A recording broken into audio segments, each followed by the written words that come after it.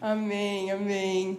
Realmente é uma grande alegria, é um privilégio para mim estar aqui essa manhã tão linda. O Luísa e eu, né, e a Eila, a gente está tão feliz de realmente ter se mudado e hoje, né, a Paz Church aqui de São Paulo é a nossa igreja e Deus é tão bom. A gente está muito feliz de fazer parte de tudo isso e eu estou muito empolgada de compartilhar essa palavra com vocês hoje. Eu estava pensando e orando, Deus, o que é que o Senhor quer falar com sua igreja? E eu lembrei de alguma coisa que, desde que eu era bem pequenininha, os meus pais enfatizavam muito comigo, meus irmãos, algo que era realmente sempre falado lá em casa, né? Que era que a Bíblia, ela é a palavra de Deus. E a gente, como cristãos, a gente tem que amá-la e a gente tem que obedecê-la. E eu entendia tanto que tudo que a Bíblia fala, meus pais tinham que obedecer, tanto que quando eu tinha uns 4 anos, tinha uma tarde que eu queria comer muito umas balas, né, uns bombons.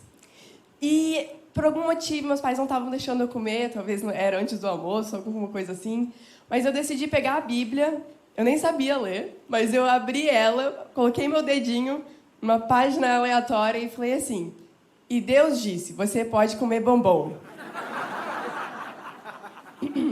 Eu realmente acreditei que isso ia funcionar, né?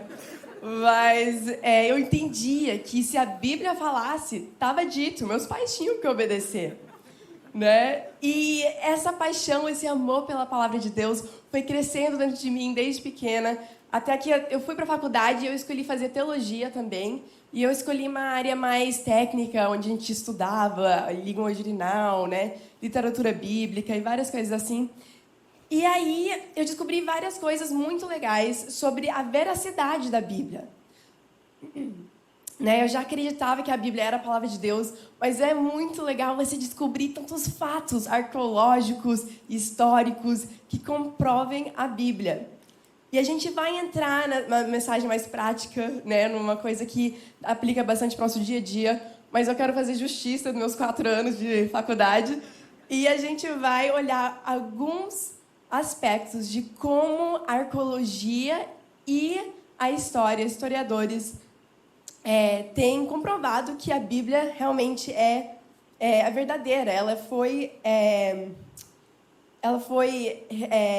A mensagem dela foi realmente guardada, sabe? Ela não foi editada, ela não foi mudada. Que muitas pessoas hoje em dia querem dizer: a Bíblia não está muito bem atualizada, ou talvez esse texto foi mudado. Como é que você tem certeza que a mensagem foi preservada lá dos tempos de Abraão? Como é que você tem certeza? E olha alguns fatos muito interessantes. Talvez você já ouviu falar do Pergaminhos do Mar Morto, que foram alguns pergaminhos encontrados em 1947, que são cópias do Antigo Testamento, que foram escritos 100 anos antes de Jesus. Tá? 100 anos antes de Jesus, esses pergaminhos, que são todos o Antigo Testamento completo, só não o livro de Ruth, tá? Preservado lá, 100 anos antes de Jesus, mas foram encontrados só em 1947. E os pergaminhos mais próximos, as cópias mais próximas que tínhamos antes desses, era mais de 900 anos depois de Jesus. Então, a gente tem um gap, um espaçamento de quase 1000 anos de uns pergaminhos do Antigo Testamento e outro. E muita gente já foi pensando: agora a gente vai pegar os cristãos, a gente vai mostrar que está tudo diferente, que a mensagem não foi preservada. Mas, pelo contrário, a mensagem foi super preservada.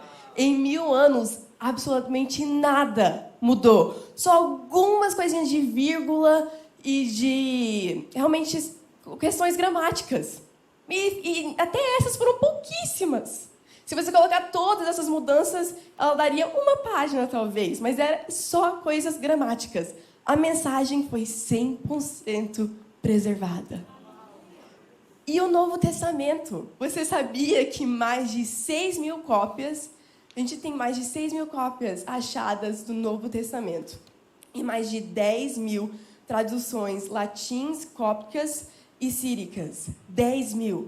E mesmo se a gente não tivesse nada dessas cópias, a gente tem mais de 30.000 citações do Novo Testamento, escrito pelos pais da igreja, que se a gente colocasse tudo junto, a gente poderia ter o Novo Testamento completo várias vezes. Então a gente tem certeza que a mensagem da Bíblia, ela foi sim preservada. Do dia que ela foi escrita até o dia de hoje. Deus é tão bom que Ele preserva a sua palavra. E talvez vocês já ouviram falar sobre o povo hititas, não sei. Mas na Bíblia, no Antigo Testamento, tem várias histórias que mencionam os hititas. E, de acordo com a Bíblia, parecia que eles eram um povo muito grande, muito evoluídos. E muitos arqueólogos falavam, olha que há uma prova que a Bíblia tem falácias. Os hititas nunca existiram. A gente não tem nenhuma prova na arqueologia sobre esse povo. Não temos artefatos, não temos nada sobre a cultura deles. E a maneira que a Bíblia fala, deveríamos ter encontrado várias coisas sobre eles. Mas, pelo contrário, depois de alguns tempos, a arqueologia chegou a descobrir que sim, existia um povo hitita. Nas escavações encontraram tantas coisas sobre a cidade deles. Hoje, tem tanta informação sobre eles, tantos artefatos sobre os hititas, que se você quiser até aprender a língua deles, você pode. Então, vez após vez, a arqueologia e historiadores têm descoberto que a Bíblia está sempre à frente. A Bíblia realmente é a palavra de Deus. A Bíblia se ilustra, na própria Bíblia, a Bíblia fala muito do seu poder. Ela fala como ela é a lâmpada para os nossos pés, a arma do cristão. Ela fala como ela é o nosso alimento espiritual. E, às vezes, a gente olha para um negócio tão simples, parece tão simples, papel e caneta, ou está no seu celular, parece uma coisa tão tangível, tão ordinário. Mas é de surpreender que a Sagrada Escritura se parece com um livro de tinta e papel, quando a Sagrada Redenção se parece um homem pendurado na cruz. E depois o seu túmulo vazio. E que dizer sobre essa celebração da redenção, que tem gosto de pão e suco, pão e vinho. O mesmo Deus que mandou seu Filho em carne e em osso para a gente, para nos salvar, as pessoas tocaram em Jesus, elas podiam ver Ele. Ele parecia um homem ordinário, um carpinteiro. Mas Ele era o Filho de Deus, Ele era a resposta da nossa redenção. Esse mesmo Deus que mandou o seu Filho para fazer tal coisa para a gente, é o mesmo Deus que fala para a gente celebrar essa redenção com a Santa Ceia, que parece uma coisa também tão ordinária. E Ele também não nos deixou sem um manual. Ele também nos deu a Bíblia, que ela é sagrada, ela é especial, ela parece ordinária, mas ela é sobrenatural. Se a gente tivesse tempo para abrir o microfone aqui, a gente passaria dias escutando testemunhos de como a mensagem nesse livro tem transformado nossas vidas. Além de todos esses fatos e dados, a gente tem a experiência de transformação de vida. Então, sim, a Bíblia, ela é algo tão poderoso. Ela é a palavra de Deus. E a gente tem acesso a ela toda manhã, todo dia, toda tarde, na ponta do nosso dedo, no celular. 2 Timóteo 3,16 diz: toda a Escritura é inspirada por Deus e útil para o ensino, para a repreensão, para a correção e para a instrução na justiça, para que o homem de Deus seja apto e plenamente preparado para toda boa obra. E Hebreus 4,12 diz: pois a palavra de Deus é viva e eficaz, e mais afiada que qualquer espada de 2 gumes. Ela penetra ao ponto de dividir alma e espírito, juntas e medulas, e julga os pensamentos e intenções do coração. Além de a gente explorar tantas coisas sobre a Bíblia, de como ela realmente é a palavra de Deus, eu quero que agora a gente entre um pouco num aspecto mais prático. Eu quero explorar com vocês a tentação do diabo para Jesus, né? A tentação que ele trouxe para Jesus. E a gente vai analisar todas as respostas de Jesus e todas as tentações que o diabo propôs. E a palavra de Deus, né, como eu já mencionei, ela é a nossa arma espiritual. A Bíblia deixa muito clara que é através da própria palavra que a gente guerreia, né? A gente luta contra o maligno, contra a tentação e contra os principados desse mundo, né? E quem melhor para dar esse exemplo de como usar a Bíblia do que Jesus? E eu também não quero só olhar para esses versículos como um exemplo de como combater e lutar no mundo espiritual, mas também a gente vai ver algumas estratégias do diabo, algumas estratégias do inimigo que ele usa para tentar nos manipular, nos jogar umas ideias e até machucar a nossa teologia, a nossa fé. Amém? Então vamos abrir em Lucas 4, se você estiver aí com sua Bíblia, no seu celular, em papel. A gente vai ler Lucas 4, 1 a 4 agora.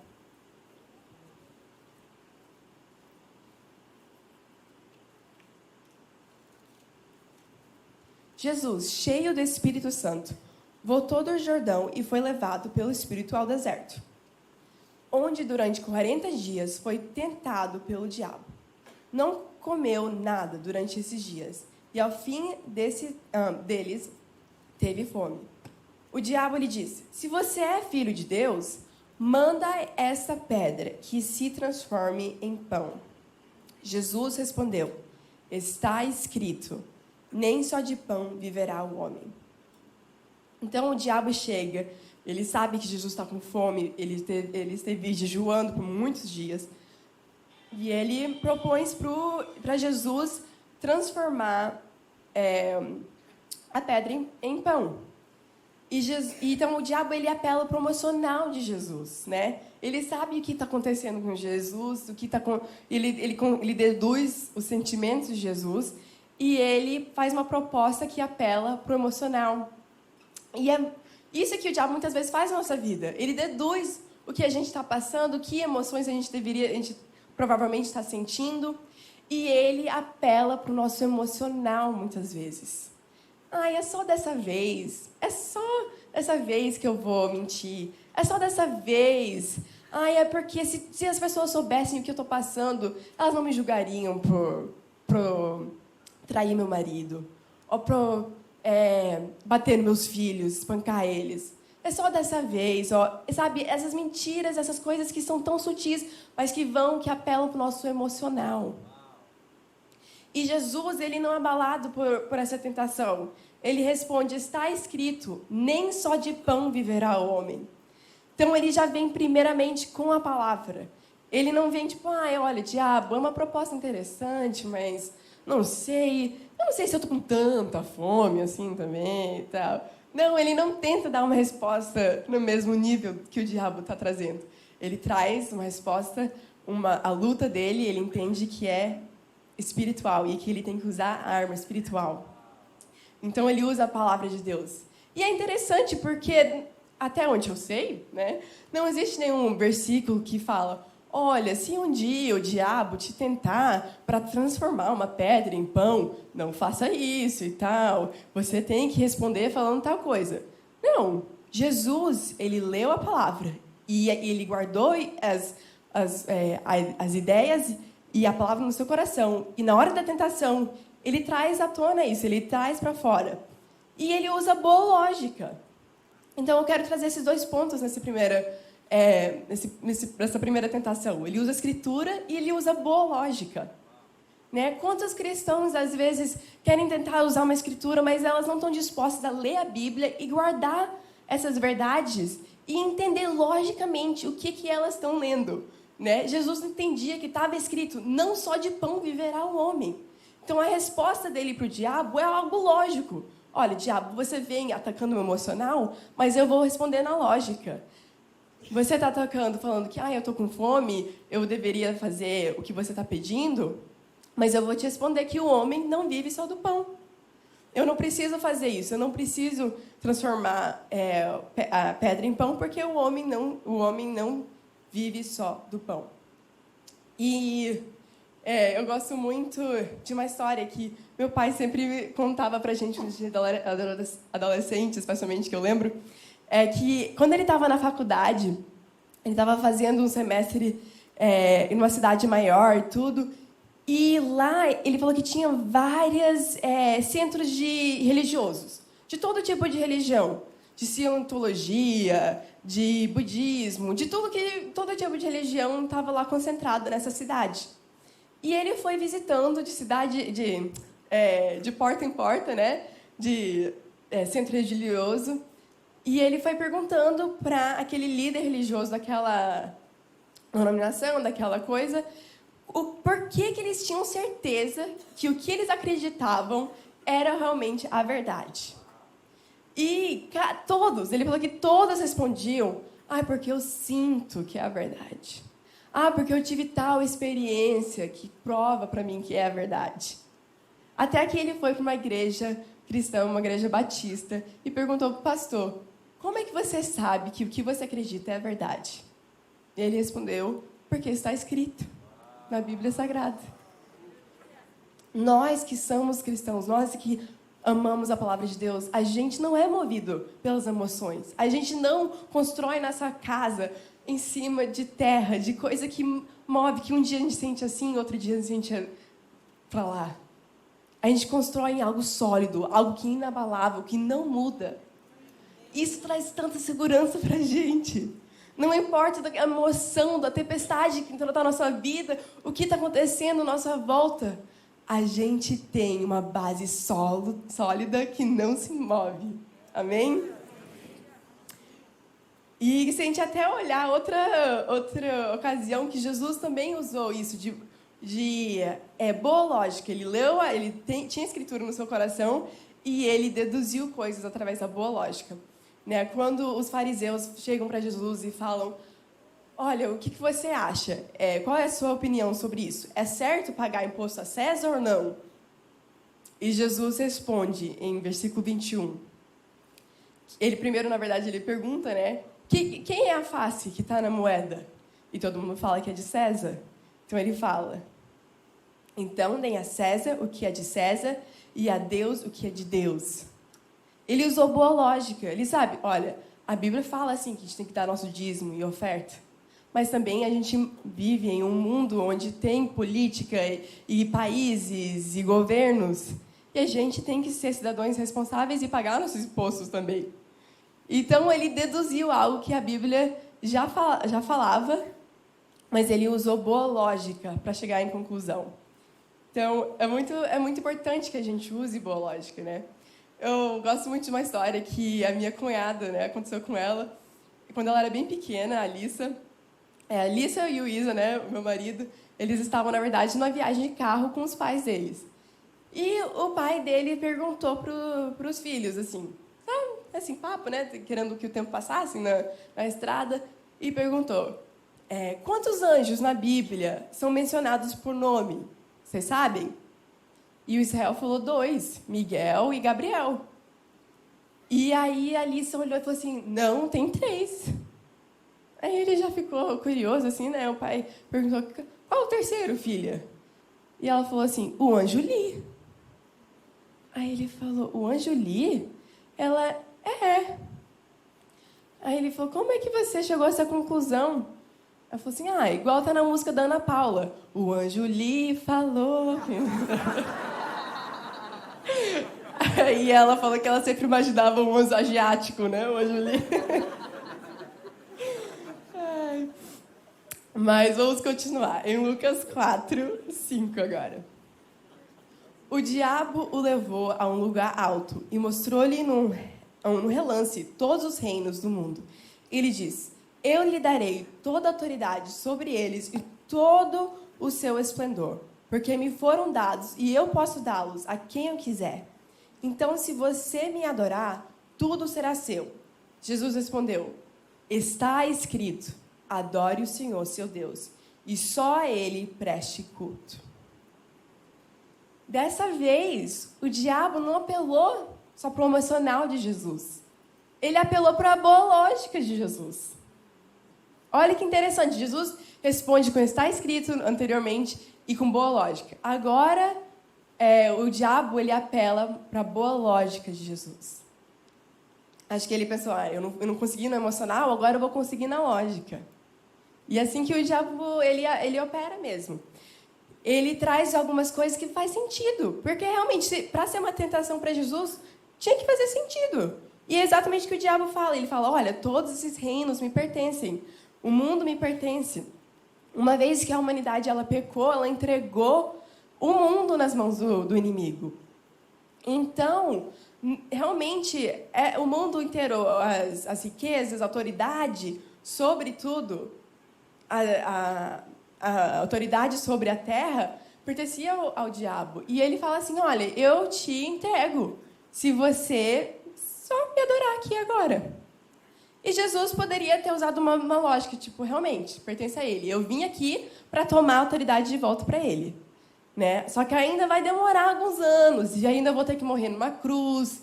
Talvez faz sentido eu cortar um caminho aqui rapidinho. Né? Eu adorar ele aqui rapidola, e aí ele vai ter que... Eu vou ter a autoridade dele. Aí eu já entrego para Deus. Falo, Deus, missão cumprida. Tá tudo certo, eu não preciso ir para a cruz. Eu não preciso gastar todos esses 3 anos discipulando um monte de adolescente. Né? Jesus, com uma boa lógica, ele poderia ter pensado, isso faz muito sentido. Mas vamos analisar a resposta de Jesus. Ele responde de novo, com está escrito. E aí ele uma vez por todas, ele afirma que a palavra de Deus, ela é suprema, em cima de boa lógica.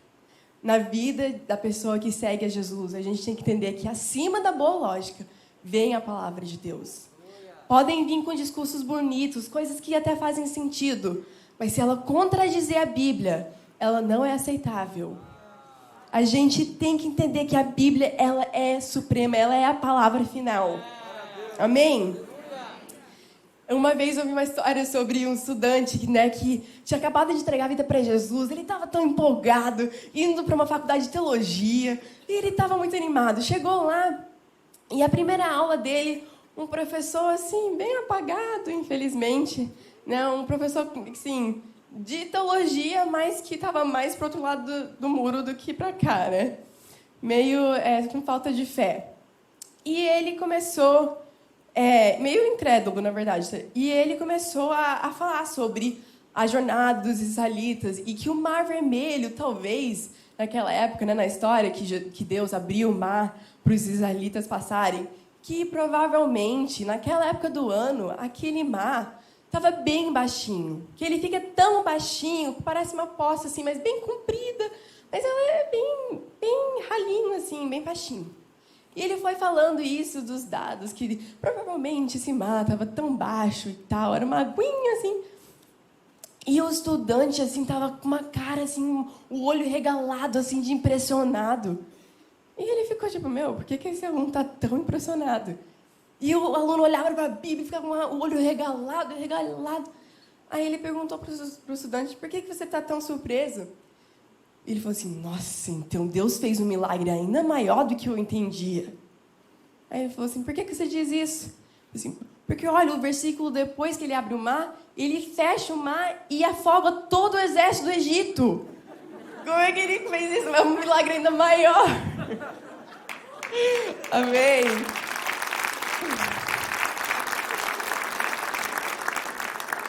A gente tem que ter essa confiança na palavra de Deus, que nada abala a gente, amém? Uma vez também eu ouvi falar de uma mulher que estava no avião e ela estava lendo a Bíblia. Aí outra senhora falou assim, olha, você realmente acredita nesse livro? E ela falou assim, de capa a capa, eu acredito, até nas genealogias. Aí, mas você acredita mesmo que uma baleia engoliu um homem? E a mulher falou assim, olha, a Bíblia não fala que é uma baleia, provavelmente era um grande peixe, né? Mas, se a Bíblia falasse que o Jonas tinha engolido a baleia, eu acreditaria. E é assim que a gente tem que ser, a gente tem que ter confiança na palavra de Deus. Jesus tinha essa confiança na palavra de Deus. E a gente é pequeno Jesus aqui na Terra, amém? Cópias de Jesus. Lucas, e muitas vezes hoje em dia a gente sabe que muita gente vem com esses discursos de boas lógicas, né? Especialmente os adolescentes são muito bombados por TikTok, que são umas umas lógicas que fazem muito sentido em 5 segundos. E realmente, se você vê alguma coisa em 5 segundos, faz muito sentido. Mas se você gastar anos analisando, estudando, você vai descobrir que não é realmente uma lógica sólida.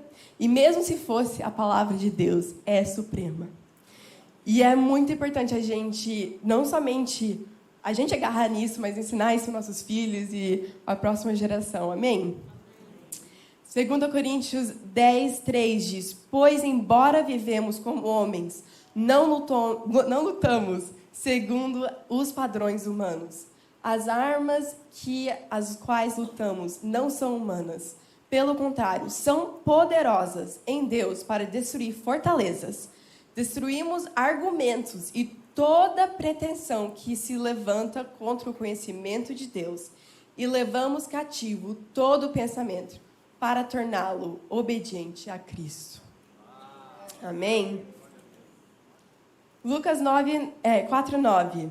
Continuando. A última tentação de Jesus, que o diabo trouxe a Jesus, propôs.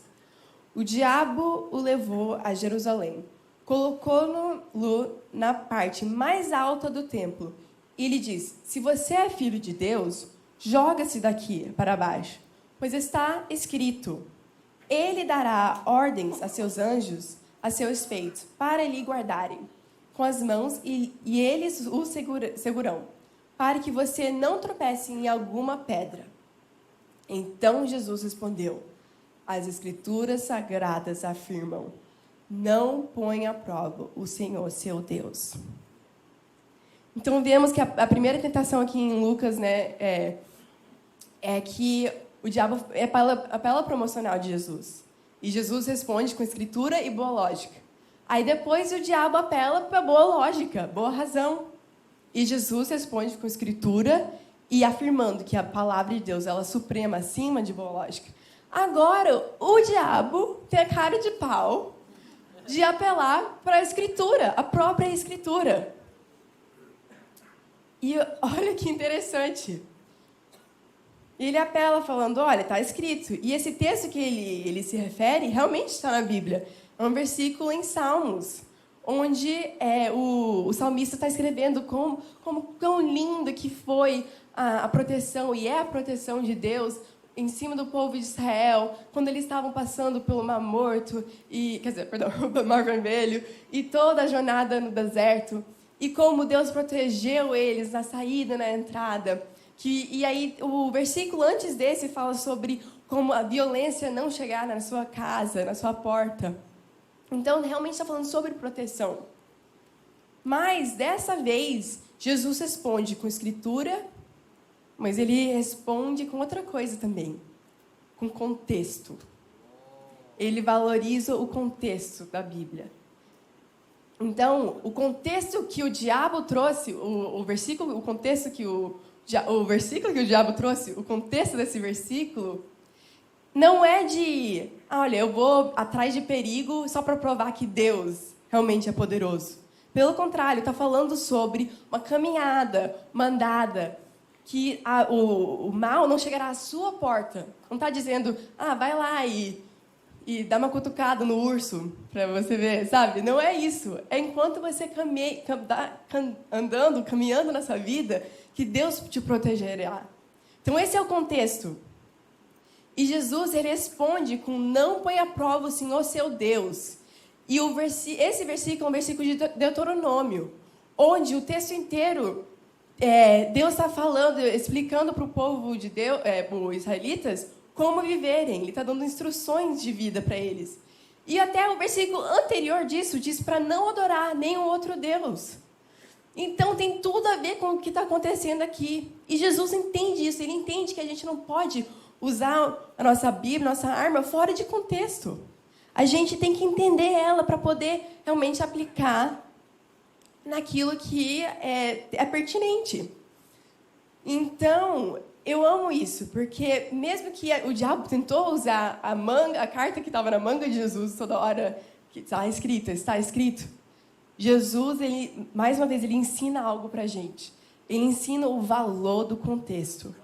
Que a gente realmente, não adianta a gente Eu amo aquela caixinha que, às vezes, de provérbios, ou de palavras, assim, encorajadoras, né? Que, tipo assim, tudo vai bem nessa vida, alguma coisa assim, ó, versículos que encorajam, né? Tipo, eu tenho planos para te prosperar e tudo. E isso é legal, mas a gente tem que estudar o contexto, até para a gente criar mais fé. Às vezes, a fé não está crescendo dentro da gente porque a gente não entendeu o contexto. A gente só está pegando o versículo que talvez até tem muito a ver com o que você está falando. Mas se você lesse o contexto, se você entendesse o contexto, a sua fé cresceria ainda mais. E às vezes tem gente, muito infelizmente, não no Pai Church, em nome de Jesus, eu sei que não, mas tem gente que fala umas abóboras, né? Que está falando umas coisas, dizendo, olha, a Bíblia diz tal coisa, mas que está totalmente fora de contexto. E a gente tem que ser sagaz. A gente tem que conhecer a palavra. Nossa arma contra as mentiras do inimigo. E uma dessas coisas, um desses valores é realmente entender o contexto, estudar o contexto. Por isso que é importante a gente estar lendo a Bíblia diariamente, para a gente estar ensopado da palavra de Deus. Amém? Eu gosto muito... Bom, eu acho muito interessante, na verdade. Primeiro eu vou contar essa história engraçada, antes de entrar nisso. Mas meu pai contava essa história também, que uma vez o homem... Eu acho que é uma história verdadeira. Um homem, né, estava assim, tendo um dia meio mal. Aí falou assim, eu quero que Deus fale comigo. Chegou lá, nunca lia a Bíblia, nunca tirava tempo com Deus. Mas hoje ele falou, eu quero que Deus fale comigo. Pegou a Bíblia e falou assim, Deus, fala comigo. Abriu, meteu o dedo na palavra... com o olho fechado, aí abriu e foi ler a primeira frase que ele abriu. Aí ele leu assim, e Judas foi e se enfocou. Aí ele já ficou, não, Deus, vou fazer isso de novo, Deus, fala comigo. Eu abri, colocou o dedo, vai e faça igual. Aí ele ficou, meu Deus do céu, tá alguma coisa errada, peraí, eu vou dar uma última chance para Deus falar comigo. Aí ele colocou o dedo e falou assim, e o que você faz, vá e faça depressa. Então, como o contexto é muito valioso, né? É muito importante.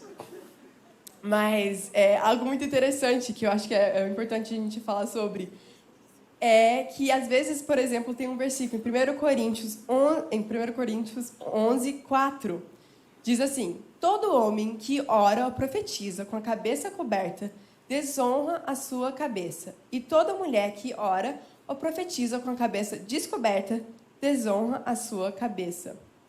Espera aí, vamos entender melhor o que está acontecendo. Então, o Paulo está escrevendo isso, né, a carta para os Coríntios, e ele fala assim, olha, quando o homem ora, ele não pode cobrir a cabeça, né? Até eu acho que por isso que muitas vezes a gente vê... Talvez foi de onde surgiu esse negócio de tirar o chapéu quando vai orar, essas coisas assim, dos homens, né? E aí, o próximo versículo fala que toda mulher ela deve cobrir a cabeça quando ela for orar ou profetizar. Aí você fala, Priscila, mas a gente tem que obedecer a palavra. A gente tem que obedecer isso, não é mesmo? Sim, se não fosse pelo contexto. E não vale o contexto, tipo, essa era uma carta para os coríntios. Não, a Bíblia mesmo fala que toda a Escritura ela é boa para o ensino e para o nosso e que a gente tem que praticar. Mas olha os próximos versículos. Vamos olhar. Ele fala um pouquinho mais sobre como a mulher deveria cobrir a cabeça. Versículo 13 diz assim: julgai entre vós mesmo. É conveniente que uma mulher com a cabeça descoberta ore a Deus? Aí ele fala um pouco mais sobre isso, e aí 1 Coríntios 11 diz assim, mas se alguém quer discutir sobre esse assunto, o que eu posso dizer é que nem nós, nem as igrejas de Deus, temos outro costume nas reuniões de adoração. Então ele usa essa palavra, costume. Então, o que estava acontecendo aqui? Nesse contexto, naquela época, as mulheres sempre cobriam a cabeça. Era bem... assim, escandaloso uma mulher andar na rua sem a cabeça descoberta. Ela só ficava com a cabeça descoberta em família. Se ela tivesse com a cabeça descoberta na rua, normalmente era uma prostituta, alguma coisa assim. Então, mas a palavra, né, Deus, tipo, trouxe essa grande alegria de redenção, e os cristãos estavam tão animados, descobrindo que agora a gente é uma grande família espiritual, e em família as mulheres ficam de cabeça descoberta, né, o cabelo exposto. Então, nas reuniões, as mulheres começavam a tirar o que estava cobrindo a cabeça, porque é família, todo mundo é uma família, e tá tudo legal. Mas estava dando talvez um testemunho feio para as outras pessoas, e era uma falta de respeito, era uma falta de realmente de honrar a Deus, né? Então o Paulo está dizendo, olha, aqui ele especificamente ele fala, é conveniente que a mulher cobre a cabeça, e se alguém tiver que querer discutir isso, a minha resposta aqui é só o nosso costume. Então, essa é a única seção no Novo Testamento inteiro onde é uma questão de costume. E é só dessa maneira porque a própria Bíblia fala que é um costume. O resto da Bíblia não é negociável. O Novo Testamento, né, não é negociável. Várias coisas do Antigo Testamento a gente entende que o próprio Novo Testamento fala que foram coisas passadas. Que o que está escrito no Novo Testamento é aquilo que nós, gentios, pessoas que não são de Israel, pessoas agora salvas pelo sangue de Jesus, é o que precisamos praticar. Mas não vale mais essa carta de contexto, não está mais em dia, a não ser que a própria Bíblia fala. Nesse caso, é por causa do contexto. Nesse caso, é por causa da cultura, né? Do costume. Então, infelizmente, tem muita gente que quer falar, olha, a Bíblia é desatualizada, a gente tem que atualizar ela. Tem muita coisa antiquada. Quando Deus fala isso, assim, é só por causa da cultura, daquela religião. Não. A Bíblia deixa muito claro. Às vezes que ela quer que você entenda que é algo do costume, ela fala. Não precisamos viver uma vida de dúvida. Quando a gente começa a questionar, será que a Bíblia realmente quer dizer isso? Será que Jesus realmente quis dizer que o divórcio é tão horrível assim? Ou será que Jesus quer realmente dizer que se a gente olhar para alguém e desejar aquela pessoa, a gente cometeu adultério? Não sei, eu acho que está exagerando um pouquinho. Quando a gente começa com essas filosofias, a gente está se colocando numa posição de Deus. Dizendo, eu decido o que é moral e o que não é. Isso é uma idolatria, uma idolatria de si mesmo. E como, infelizmente, o diabo tem pego tantas pessoas que começaram tão devotas, tão apaixonadas por Jesus, mas foram se colocando na posição de Deus, dizendo, eu sei o que é moral, eu sei o que é certo. Em vez de colocar a sua confiança no próprio Deus, na sua própria palavra. Ele já nos deixou ela. Não precisamos questionar o que Deus quer dizer aqui ou não. A palavra dele é clara. E eu quero terminar com o que aconteceu aqui em Lucas 4,13. Depois de todas as tentações, diz assim, tendo terminado todas essas tentações, o diabo o deixou até a ocasião oportuna. Jesus voltou para a Galileia, no poder do Espírito, e por toda aquela região se espalhou a sua fama. Jesus passou por todas as tentações, e aí começa o ministério dele. E aí que ele começa a discipular os discípulos. E aí que ele começa a curar os enfermos, libertar os cativos. E, finalmente, entregar sua própria vida por nós. Sabe, eu creio que muitas vezes a gente pode estar passando pelo que parece um deserto, pode parecer muitas tentações, mas Deus não nos deixou desamparado, Ele nos deu uma arma eficaz. Vamos usar essa arma, vamos vencer, vamos sair do deserto e vamos trazer muitos para essa vida com Jesus também. A gente tem essa responsabilidade como seguidores de Jesus de amar a palavra dele, de aprender. Que adianta um soldado andar com uma espada que não está afiada? A gente tem que andar com uma espada afiada.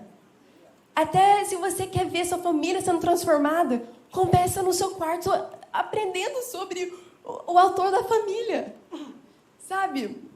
Deus, Ele quer falar com você. E eu acredito que você vai ter muitas experiências e muitas coisas marcantes. Essas coisas não são ruins. Mas mais do que isso, antes disso, você já tem o poder nas suas mãos. Já tem a arma mais eficaz. E talvez você está aqui e você nunca nem entregou sua vida para Jesus. Talvez você não tenha decidido seguir o caminho ainda. Mas eu lembro de uma vez que, quando meu irmão, o David, ele era bem pequeno, na verdade, minha mãe estava sempre tentando dar verdura, fruta para ele, e ele não queria muito, né? Criança bem pequena, não quero, não quero. E aí ela ficou tentar dar melancia para ele, e ele, eu não gosto, eu não gosto. E ela perguntou, mas você já experimentou? Não, mas eu não gosto. Eu falei, como é que você pode falar que você não gosta de algo se você nunca experimentou? Aí ele pensou que isso tinha boa lógica, e ele experimentou, e virou a fruta predileta dele. Né? Ele gostou muito. Então, talvez você está aqui, você nunca entregou sua vida para Jesus, você já, como se fosse, negou essa como verdade, mas você nunca experimentou. Experimenta. Eu quero desafiar todos aqui. Então, aqueles que estão seguindo Jesus, aqueles que não estão, a ler a Bíblia inteira. Lê a Bíblia inteira esse ano, estamos no comecinho do ano, tem tantos planos de leitura. E como isso vai transformar a sua vida, eu tenho certeza. A palavra nunca volta vazia. Então, experimenta. Se você, alguém que não acredita na palavra de Deus ainda, você não deveria, pelo menos, dizer que não acredita até dar uma experimentada. Né? E nós que somos já nascidos de novo, é nossa responsabilidade andarmos com isso. Amém? 15. Em vez disso, consagrem o Cristo.